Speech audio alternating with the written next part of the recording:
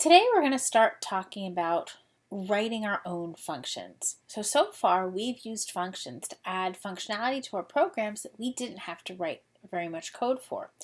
And functions are really the power behind programming. And in fact, not only is it one of the most important topics, it's often one of the most challenging for new programmers to wrap their head around. So let's dive in. So we've already covered variables, math and logic, input and output, conditionals and loops, and today we're going to focus on functions. So why are functions so important in the first place? Well, first, when you create a function, you're naming a group of statements. This helps you understand your program more quickly and also makes it easier to debug. It organizes your code similarly to how we might organize a book into chapters with an index or a table of contents. Naming functions allows us to group pieces of code together to help us debug and test our programs. Functions help us eliminate repetitive code. So we looked at loops, which allow us to repeat code, but what the real power behind programming is using functions to eliminate repetitive code. And this allows us to make changes to our code in only one well-defined place.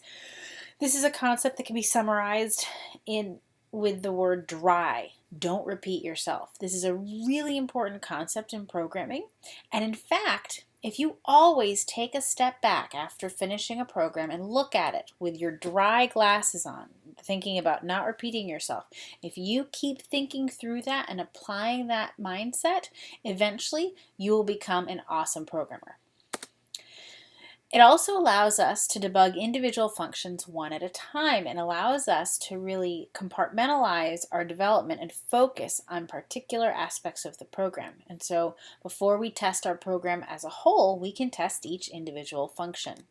And finally, reuse. One of the major tenets of software development is that once a function is written and debugged, they can be reused, just as we've been reusing functionality from the Python API libraries to implement turtles or to use math functionality, etc.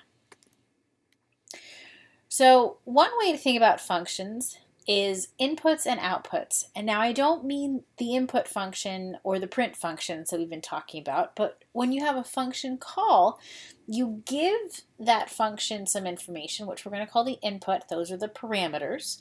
And then it gives some output, or it does something. So for example, if we have a function called meters to miles, a parameter might be meters, and then it'll return or output the miles that are its equivalent. Let's take a look at this example more closely. So here's our syntax. We have def is our keyword, our function's name is meters to miles, and then we have to give our input parameter a name. In this case meters, then colon. All the other statements within the function you can see are indented.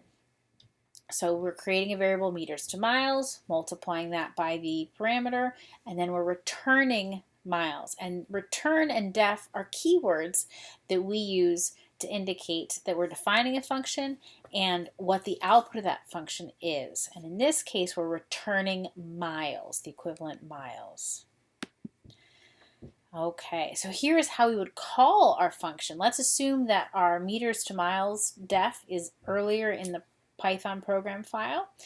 We would call the function's name, meters to miles. We would give it an actual value for a parameter, that would be 100, and then we'd assign the result to be miles. So now we're going to start looking into two different types of parameters. Formal parameters are the variables named in the function's definition. Actual parameters or arguments are the variables or literals that are used when the function is called. So for example, we might define a function round with formal parameters that we've named x and n.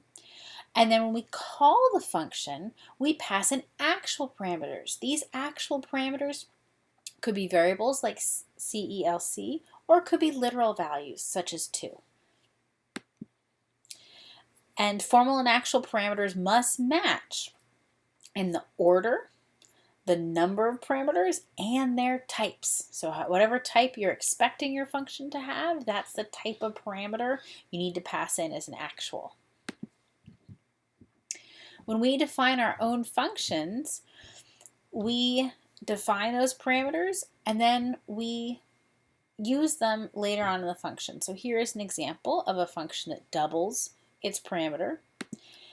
And similarly, we could write that function differently. We get the exact same result, but it's written differently. We've given a different parameter name, my argument instead of x. We've created a variable that's going to hold our computation 2 times the argument, and then we're returning it. Both of these functions are equivalent. We can also compose functions together. So for example, let's say we want to quadruple our parameter.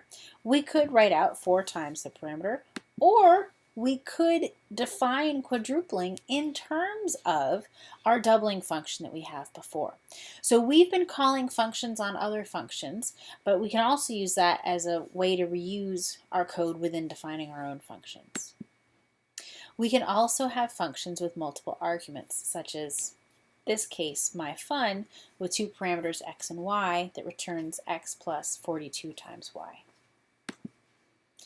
Now, one way that new programmers writing their own functions often get confused is the difference between return and print. They are not the same.